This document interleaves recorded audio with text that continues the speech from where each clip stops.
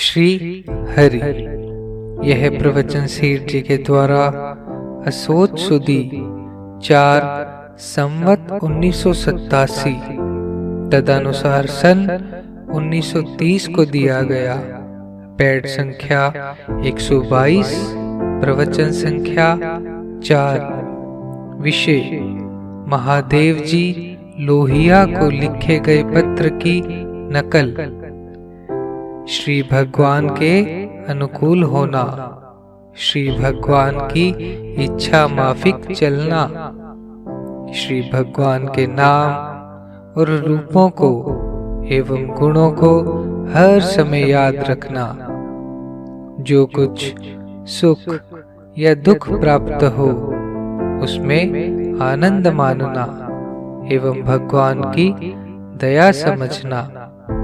हर परिस्थिति में भगवान का ही किया हुआ न्याय मानकर प्रसन्न रहना एवं किसी भी परिस्थिति में मन को मलिन नहीं करना। आत्मा के कल्याण के लिए श्री भगवान पर ही निर्भर रहना और कुछ चिंता नहीं करनी। श्री भगवान के ऊपर पूरा विश्वास रखना एवं अपने को उनके चरणों की शरण समझना। साधक में निर्भयता, धीरता, संतोष, शांति, प्रसन्नता आनी चाहिए। इस तरह का होना शरण हुए का लक्षण है।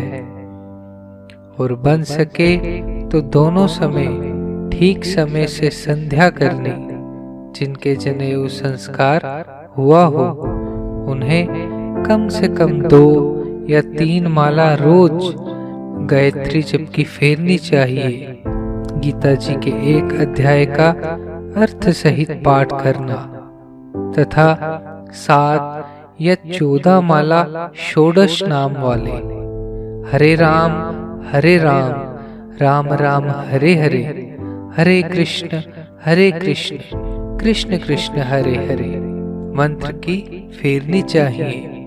श्री प्रेम भक्ति प्रकाश तथा ध्यान अवस्था में प्रभु से वार्तालाप पुस्तक के अनुसार नित्य भगवान की मानसिक पूजा, ध्यान, स्तुति नित्य क्रम में रखने चाहिए। यह पुस्तक गीता प्रेस से प्रकाशित है, जिसका कोड संख्या 299 है। भोजन एवं वस्त्र का संयम, व्यापार में सत्य भाषण, लोभ एवं कपट का त्याग और सबके साथ स्वार्थ छोड़कर विनय पूर्वक प्रेम का सत बर्ताव करने की चेष्टा रखनी चाहिए। सबसे सब प्रकार का स्वार्थ त्याग करके बर्ताव करें। किसी के लाभ है वह अपने ही है ऐसा समझें। एक चंदन का वृक्ष अपने पास वाले सभी वृक्षों को अपने जैसा बना लेता है। ऐसा स्वभाव हमको भी बनाना चाहिए। जो आदमी परमात्म विषयक बातों को लेकर लोगों को परमात्मा की तरफ लगा देवे, उसकी दलाली में भगवान खुद उसके हाथ बिक जाते हैं।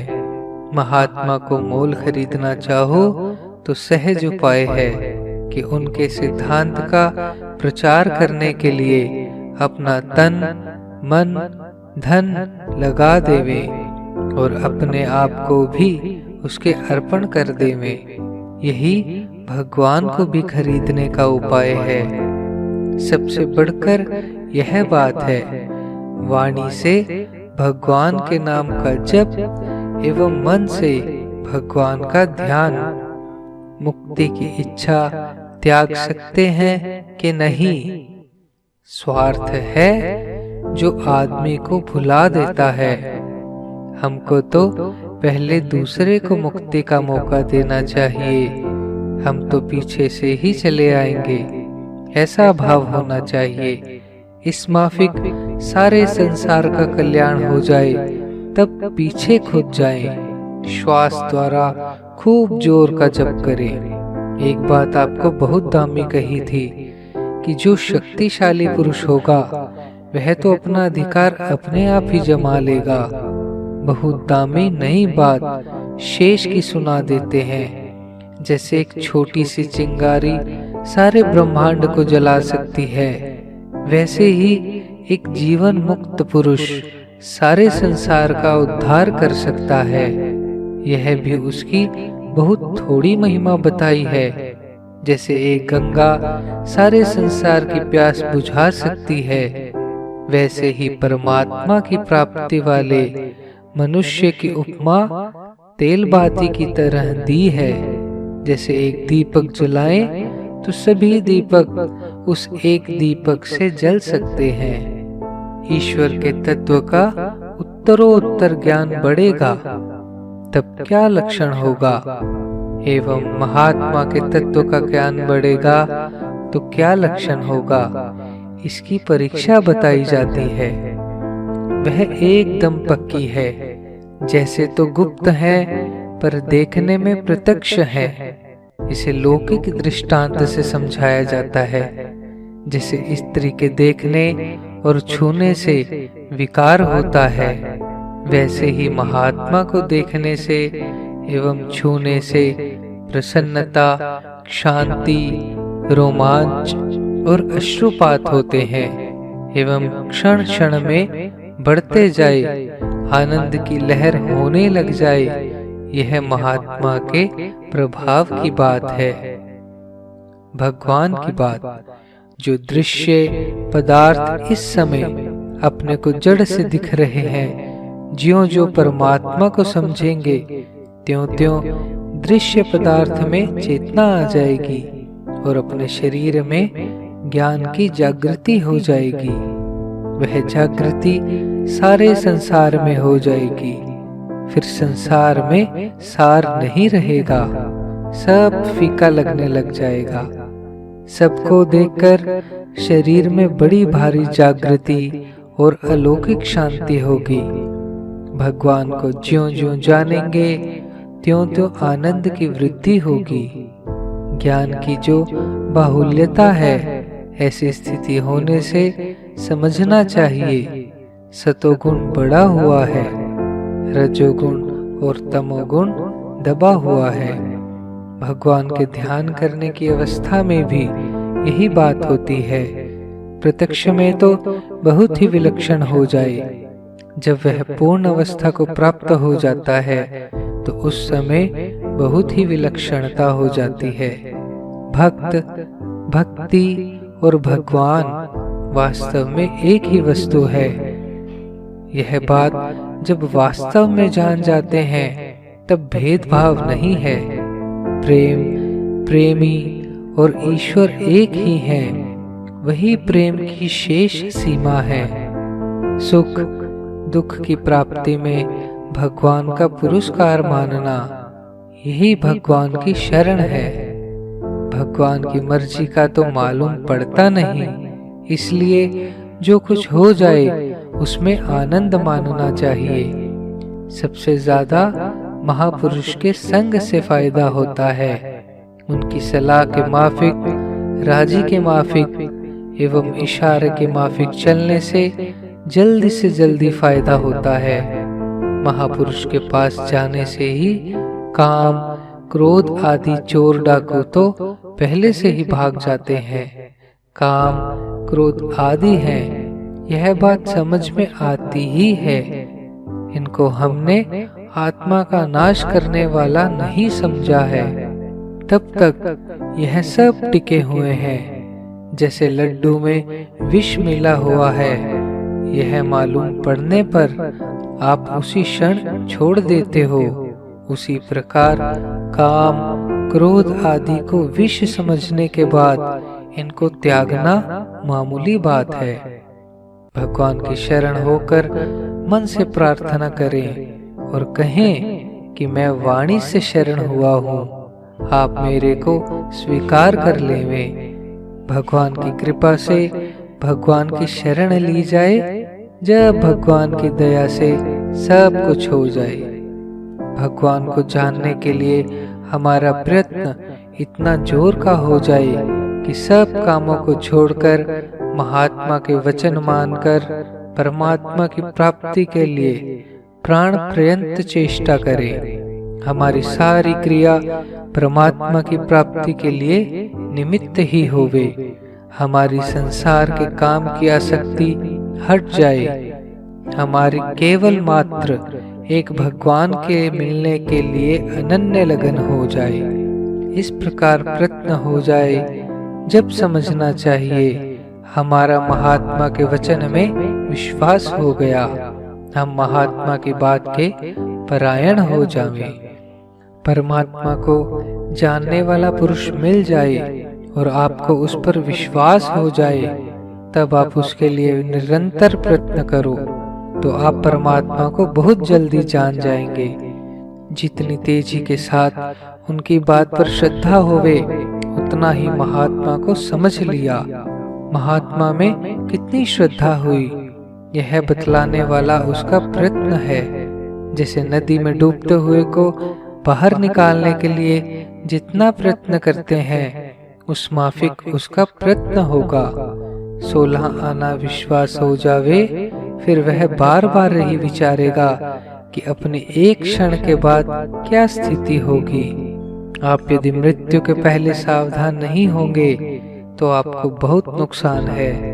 इस बात का जितना ज्यादा विश्वास होगा, उतना ही साधन भजन तेज होगा। गीता का प्रचार करने से भगवान कहते हैं उसे मेरी प्राप्ति होगी। अच्छी पुस्तक खरीदनी एवं उन्हें पढ़नी चाहिए। 10 या कम ज्यादा व्यक्ति बैठकर गीता जी पर चर्चा करनी चाहिए। सब भाई इसका नियम कर लेवें कि कम से कम गीता जी के 2 श्लोक का मनन करना है। भगवान गीता में कहते हैं बोधयन्तः परस्परम, अर्थात आपस में मेरे प्रभाव को जनाते हुए चर्चा करें।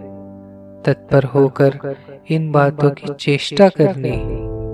मेरे तो सबसे प्रिय यही काम है कि इस गीता का खूब प्रचार करें, स्वयं गीता जी को खूब काम में लेवें। हम खुद जिस काम को नहीं करते और दूसरे को उस काम को करने के लिए कहते हैं, यह उसकी बुद्धि में भेद उत्पन्न करना है।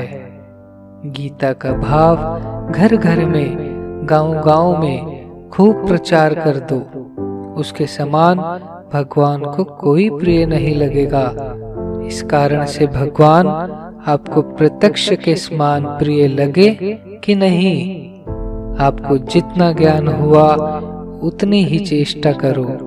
आपकी शक्ति से ज्यादा भगवान नहीं चाहते। वास्तव में भगवान कह रहे हैं, भगवान उसको यह अधिकार भी दे देते हैं कि वह दूसरों को भी भगवान से मिला देवे। आत्मा का कल्याण नियत भाव से है। जितनी नियत भाव का दाम है, उतना आचरण का नहीं है। भाव में नफा है। अपने तो भक्ति का भाव तेज करें। जितना भाव तेज होता है, उतना ज्यादा लाभ होता है। यह मौका सदा नहीं रहेगा। इस समय में जो लाभ उठाना चाहो सो उठा लो। ये रुपए सब जनता के हैं। धन में ममता रहने से ही वह अपवित्र होता है। जिसमें ममता नहीं है वह पवित्र है। जैसे गंगा जल में पेशाब डालने से अपवित्र हो जाती है। ममता न करने के उपाय बताएं। प्रथम तो लड़का, स्त्री, रुपए, इनमें जो ममता है वह मूर्खता है। भगवत विषयक प्रेम है वही सच्चा है। संसार के प्रेम की और भगवत विषयक प्रेम की तुलना नहीं दी जा सकती। भगवान का भक्त भगवान को देखता है जब उसके रोम रोम में प्रेम व्याप्त हो जाता है। हमारे जैसे नीच पुरुष से भी भगवान प्रेम कर रहे हैं। भगवान की दया को देख देख कर मुग्ध हो रहा है। वह वैसी ही क्रिया करेगा जिससे भगवान राजी होंगे। भगवान के सिवाय जब तक हमारा दूसरी चीज में प्रेम है, तब तक भगवान का तत्व जाना नहीं। जब तक संसार में प्रेम है, तब तक यही समझना चाहिए भगवान में आनंद और प्रेम उसने जाना ही नहीं। एक क्षण में प्रलय हो जाएगी। इसलिए इन सब बातों को अभी से काम में लावे। पद पद पर भगवान की दया का दर्शन करना चाहिए। नारायण नारायण नारायण श्रीमन नारायण नारायण नारायण नारायण श्रीमन नारायण नारायण श्रीमन नारायण नारायण